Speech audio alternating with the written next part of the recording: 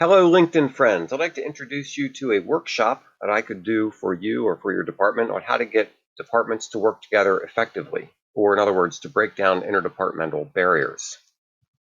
So there are some very common barriers in the workplace.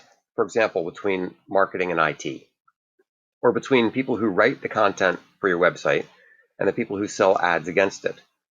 Each workplace is different, but I'm going to review some basic rules that should help break down these barriers and help people to work together. Why don't departments work together? What's causing the friction? Well, the first thing is different perspectives. That is, on what the job is and on what's important. Systems wants a stable environment, but product development wants something new. The IT mindset is a little different. Their main tool is the computer. So the IT mindset is to automate, to use databases, templates, and forms, to eliminate exceptions, to build once and use many times. But compare that to the marketing mindset. In marketing, if you do the same thing twice, that might mean you didn't learn anything the first time.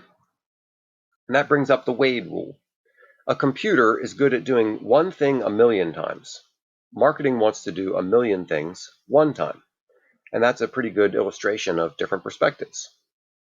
Another example would be HR wants consistent policies implemented across the entire organization, but managers might want flexibility to do something different in a particular case.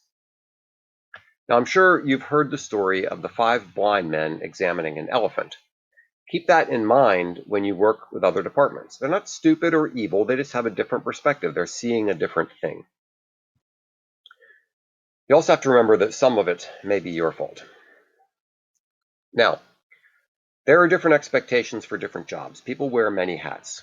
HR, for example, might be expected to be the administrative expert, the employee advocate, or on the other hand, the big business advocate to employees. You have to make sure that's clear. Is the job of HR to represent employees to management or represent management to employees? Those are different perspectives. HR might be expected to be the strategic business partner or a change agent. Very few HR managers are good at all of those things. And then service departments, facilities, IT, customer service, aren't expected to have ideas sometimes, just to implement things, and that's very negative. Now, you also frequently have misaligned goals or incentives. The idea of lighting fires might work with salespeople. It probably isn't going to work very well with your IT people. It's probably not going to work very well with the introvert editor who wants to sit in the corner and write. You also have different personalities in different parts of your organization, and some people are even paid differently. Some people are commissioned, and some are salaried. Now, it's not fair to expect the salaried people to work long hours to help the commission people earn a better commission, right?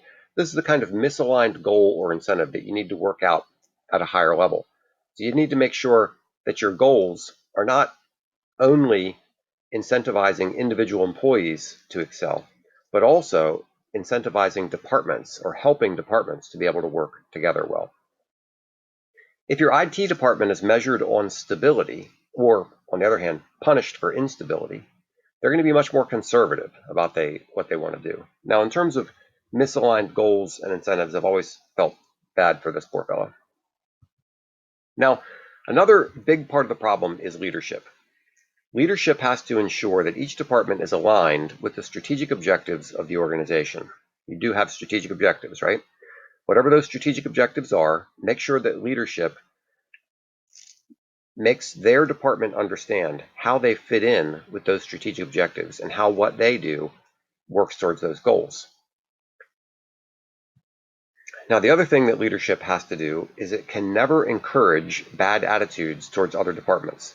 You can't have the head of editorial complaining about IT, or the head of marketing complaining about HR, or the facilities people complaining. You can't do that.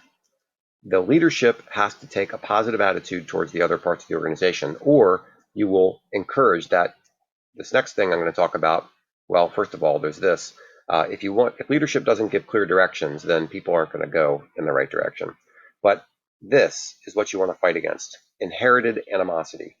That is, when someone comes into a group, one of the first things they do is they learn who to hate. You know, it's an unfortunate thing about human nature, but once you join a group, one of the things you realize is who's in and who's out, who we like, who we don't like. I knew a fellow who grew up Anglican, and later in his life he became Eastern Orthodox. And after becoming Eastern Orthodox, he was suddenly obsessed with the Crusades. Well, it's just an example of how when someone joins a group, they learn what to hate, they learn what to be upset about, they learn what are the issues that are big for them. That goes on in your organization, and you need to break through it. So, for a quick review, realize there are different perspectives in the different parts of your organization. Be realistic about expectations and make sure you're all on the same page. Align goals and incentives with the overall strategic goal of the organization. Make sure your leadership knows their role in this, and fight against inherited animosity. So that's just the first part of my training session on how to get departments to work well together. If you're interested, please contact me. I'd love to do it for your group. Thanks.